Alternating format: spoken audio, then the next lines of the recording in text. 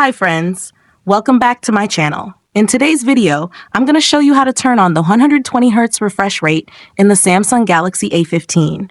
If you're new here, don't forget to subscribe and give this video a thumbs up. Now, let's dive in. Step 1. First, unlock your phone and open the Settings application. This is where you can find various customization options for your device, including display settings, security settings, and accessibility features. Step 2. Now, locate the search icon in the top right corner and tap on it. The search feature makes it much easier to find specific options without having to scroll through multiple menus manually. Step 3. In the search bar, type motion smoothness and wait for the results to appear. You'll see options related to display settings, such as the refresh rate, notification effects, and more. Step 4. After performing the search, find motion smoothness and tap on it. Then, tap it again to access the settings. Step 5.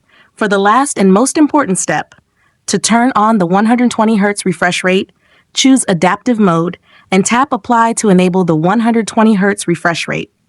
This feature automatically adjusts your screen's refresh rate for a smoother experience. If you found this tutorial helpful, don't forget to give it a thumbs up and subscribe to my channel for more great tips.